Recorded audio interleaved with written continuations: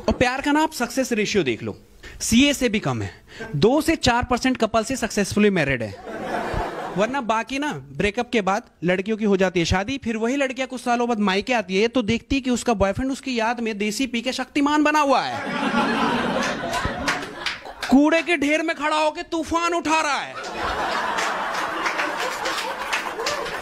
और ये सब जानने की बात भी हम प्यार करते हैं। तो अजीब अजीब तरीके से प्रेशर बनाया हुआ है यार। मैं एक रिश्तेदार की शादी में गया, वहां ढिंडोरा पीट दिया। वहां एक बुढ़ा आके, अनजान सा बुढ़ा आके मुझे कह रहा है कि अब तो मरने से पहले बेटा एक ही ख्वाहिश है कि बस तेरी शादी देख लो। है मैंने एक एक्सपायरी से ज्यादा जी चुके इंसान तो है कौन? मैं तो नहीं जानता तुझे, पहली बार देखा है और इतनी बड़ी ख्वाहिश रख दी है। एक बात बता, ऐसा क्या देख लेगा मेरी शादी में जो तू अपने में नहीं देख पाया? कुछ लोग कह रहे हैं कि हम इंडियंस 130 करोड़ है, हमें कोरोना हरा ही नहीं पाएगी। अगर वो ज्यादा से ज्यादा 1 लाख लोगों को भी एक दिन में मारती है ना तो उसे 37 साल का समय लग जाएगा, और इतने में तो हम डबल भी हो जाएंगे। नहीं, अब ऐसे लड़ेंगे हम कोरोना से? कुछ भी चल रहा है यार। तुम दारू पीने वालों, यार एक ही तो दिल है मेरे पास, कितनी बार जीतोगे इसे? यार अपनी जान पे खेल गए जब देश की इकोनॉमी की बात आई तो, हैं? महामारी की परवाह करे बगैर ठेके तक चले गए और 3 गुना महंगी शराब को भी बिना कोई सवाल किए खरीद डाली। यहां तक कि ब्रांड की भी परवाह नहीं की यार तुम लोगों ने। क्या विस्की, क्या वोडका, देसी हो या संतरा, जो मिला लपेट दिया। और मुझे पता है तुमने नशे के लिए नहीं खरीदी है शराबें, लेकिन खरीद ली तो पी गए होगे, फेंक के भी क्या फायदा।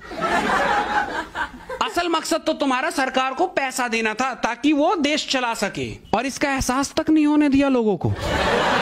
यार सच बता रहा हूं, तुम्हारी इस कहानी को ना महामारी के बाद किताबों में छपनी चाहिए ताकि आने वाली पीढ़ी को भी तो पता चले कि ऐसे वीर थे उनके पूर्वज। हमारे इंडियन पेरेंट्स का ना सोचने का तरीका ही अलग है। अगर लड़का लाइफ में अच्छा कर रहा है, सेटल है, तो भी बोलेंगे अब तो सेटल हो गया है, अच्छी नौकरी भी है, शादी कर ले। अगर वही बच्चा आवारा हो, हाथ से निकल गया है, तब भी यही बोलेंगे कि शादी करवा दो इसकी, जिम्मेदारी आएगी, सुधर जाएगा। मतलब 25 से 30 के बीच के होते ही हर बीमारी की दवा शादी है बस। कह रहे लौंडे को कैंसर, तो क्या हुआ, शादी करवाओ, जिम्मेदारी आएगी, ठीक हो जाएगा।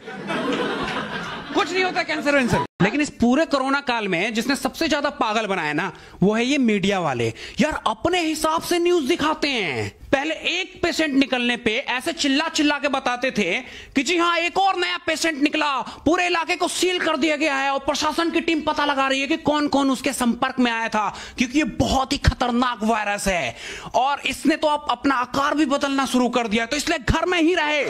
और अब वही चीजें खुश होके बताते हैं कि जैसे वो कोरोना वायरस बीमारी नहीं हलवा हो, और ये नंबर खाने वालों को बट रहे हो कि जी हाँ भारत ने रिकॉर्ड बनाया, एक दिन में सबसे ज्यादा नए कोरोना केसेस का रिकॉर्ड अब भारत के नाम। और इसी के साथ स्पेन को पीछे छोड़ के भारत ने 5वें स्थान पे कब्जा किया। नहीं क्या ओलंपिक का गेम चल रहा था ये, और ये नंबर गोल्ड मेडल जीतने वालों को बट रहे थे क्या? अपने हिसाब से कुछ भी दिखा। काम खत्म हुआ, हम सारे दोस्त ना बाहर मिले तो सबके चेहरे पे 12 बजा हुआ था, सिर्फ एक दोस्त खुश था यार। मैंने सोचा मतलब क्या चीटिंग चल गई? कहता नहीं, मैं तो पढ़ के आया था। कहता पागल है। कहता तूने पहले हार मान ली होगी, पेपर को पलट के भी नहीं देखा होगा, इतना आसान पेपर था। मैंने अच्छा। कहता दिल का डायग्राम बनाओ 10 नंबर पाओ। तो मैंने कहा तुझे आता था बनाने? कहता दिन रात हमने लव लेटर पे दिल बना के ही तो दिया है यार। तेरे भाई ने दिल बनाया, तीर खींची, एक तरफ अपना नाम दूसरी तरफ तेरी भाभी का नाम लिख के दे दिया, नंबर पूरे। मैंने ऐसे तो मेल रिपोजिटरी सिस्टम में तूने अपना रख के पेपर पे छाप दिया होगा। कहता हाँ, और यही करना भी था। देखो इसके बाद ना आप कुछ बोल नहीं सकते हैं, क्योंकि यार देखो ऐसे बंदे होते हैं ना जिसके देख के आपको प्राउड फील होता है कि हम इतने। और हर आशिक को देख लो ब्रेकअप के बाद या तो सुलोचन मार के कमलेश बना हुआ है धुन धुन धुन धुन धुन धुन, या फिर ठेके पे सेट होके लोगों को ज्ञान दे रहा होता है कि कुछ भी करना मेरे दोस्त, कभी किसी से इश्क ना करना, इश्क ना करे ना। और क्या हाल है सबके? क्या कह रहे हो? बस मौत के साए में जिंदा है। पर यार मुझे लग नहीं रहा कि कोई भी कोरोना से इंडिया में डर भी रहा है, उल्टा मजाक बना रखा है इस बीमारी का यार। मतलब कुछ लोग यार देख लो हवन करवा रहे हैं। अबे क्या भूत है वो? अभी 4 लौंडे खड़े होके गो कोरोना का नारा लगा रहे। क्या तेरी मौसी का लौंडा है कोरोना?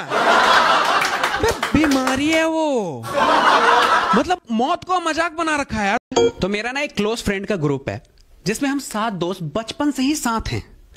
हम इतने पक्के दोस्त हैं ना कि अगर चोट मुझे लगी तो दर्द उन्हें भी होता था। हमारी क्लोजनेस का पता आप इससे लगा सकते हो कि हर बार एक दोस्त पीने के बाद अपनी बीबी हमें सौंप देता था कि अगर शादी मेरी हुई तो सुहागरात तुम मनाओगे।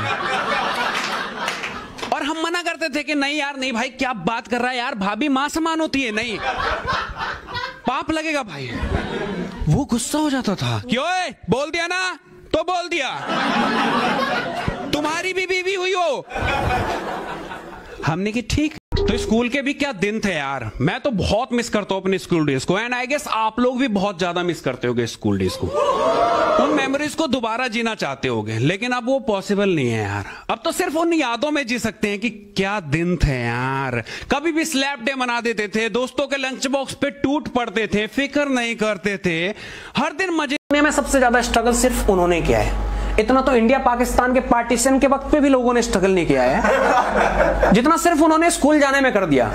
कुछ ऐसे बताएंगे स्टोरी कि बेटा सबसे पहले हम 2 पहाड़ चढ़ता था, फिर दंदना के 3 खाई के क्रॉस करता था, उसके बाद कभी ना खत्म होने वाला समुद्र तैर के पार करता था, उसके बाद नंगे पांव रेगिस्तान से होते हुए जंगल के रास्ते स्कूल पहुंचता था, और कभी कभी तो जंगल के रास्ते में शेर मिलता था, शेर, लेकिन कौखा बहुत जरूरी था। और सिर्फ लड़के ही नहीं, लड़कियां भी प्यार में अजीब अजीब सी बातें करती हैं भाई, कुछ भी बोल रही होती हैं, लॉजिक दूर दूर तक नहीं कि सुनो ना बेबी मेरे लिए चांद तोड़ के ले आओगे, और लड़का भी हाँ बोल रहा होता है। अबे वो चांद है, आम नहीं, पत्थर मार के तोड़ लिया। और कुछ लड़कियों को अपने बॉयफ्रेंड में शाहजहां दिख जाता है कि बेबी सुनो ना मेरे लिए ताजमहल बनवा दोगे। यार उसके घर जाके देख, दीवारों पे प्लस्तर नहीं है, वो ताजमहल बनवाएगा। कुछ भी बोल रहे हैं यार प्यार में। और प्यार का ना आप सक्सेस रेशियो देख लो, सीए से भी कम है। 2 से 4% कपल से सक्सेसफुली मैरिड है, वरना बाकी ना ब्रेकअप के बाद लड़कियों की हो जाती है शादी, फिर वही लड़कियां कुछ सालों बाद मायके आती है तो देखती है कि उसका बॉयफ्रेंड उसकी याद में देसी पी के शक्तिमान बना हुआ है, कूड़े के ढेर में खड़ा होकर तूफान उठा रहा है। तो स्कूल के भी क्या दिन थे यार, मैं तो बहुत मिस करता हूं अपने स्कूल डेज को, एंड आई गेस आप लोग भी बहुत ज्यादा मिस करते होगे स्कूल डेज को। उन मेमोरीज को दोबारा जीना चाहते होगे, लेकिन अब वो पॉसिबल नहीं है यार। अब तो सिर्फ उन यादों में जी सकते हैं कि क्या दिन थे यार। कभी भी स्लैप डे मना देते थे, दोस्तों के लंच बॉक्स पे टूट पड़ते थे, फिक्र नहीं करते थे, हर दिन मजे। क्या दिन थे यार, कभी भी स्लैप डे मना देते थे, दोस्तों के लंच बॉक्स पे टूट पड़ते थे, फिक्र नहीं करते थे, हर दिन मजेदार था सिवाय एक दिन को छोड़ के। वो था पेरेंट टीचर मीटिंग वाला दिन। उस दिन यार बिना बात के गालियां पड़ती थी यार, क्योंकि हमारे पेरेंट्स को तो पता था कि हम कितने पानी में। वो तो 40% मार्क्स में भी खुश थे, लेकिन इससे स्कूल वालों को सुकून कैसे मिलता। उनके भी तो कलेजे को ठंडक पड़नी चाहिए थी कि हमेशा तुम परेशान करते हो, अब की मेरी बारी। वो इसीलिए पीटीएम बुलाते हैं, और उसमें हर टीचर एक ही लाइन बोलता है कि आपका बच्चा अच्छा कर सकता था भाई साहब, लेकिन करना नहीं चाहता। बस इतना काफी है आपके पेरेंट्स को गुस्सा बताना। तो कहता है कि देख लड़कियां अब गली मोहल्ले में नहीं पढ़ती, अब इसके लिए डेटिंग ऐप आ चुके हैं, जैसे टिंडर वगैरह। तेरी भाभी भी वहीं मिली थी, बहुत सही चीज है। तू जा टिंडर पे प्रोफाइल बना, और जो लड़की तुझे पसंद आए उसको राइट स्वाइप मार के इंटरेस्ट देखा, और जो लड़की नहीं उसको लेफ्ट स्वाइप मार के रिजेक्ट करते। मैंने कि क्या बात कर रहा है, मतलब मैं लड़कियों को रिजेक्ट भी कर सकता हूं।